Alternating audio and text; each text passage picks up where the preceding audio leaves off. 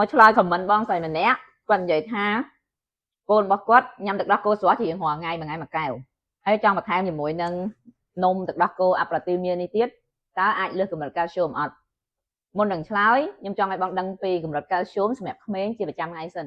ទៅតាម WHO ហើយនិង NIH ក្មេងនៅចន្លោះពី4ទៅ8ឆ្នាំត្រូវការកាល់ស្យូមប្រហែល1000មីលីក្រាមសម្រាប់ក្មេងអាយុពី9ទៅ13ឆ្នាំត្រូវការកម្រិតកាល់ស្យូមប្រហែល1300មីលីក្រាម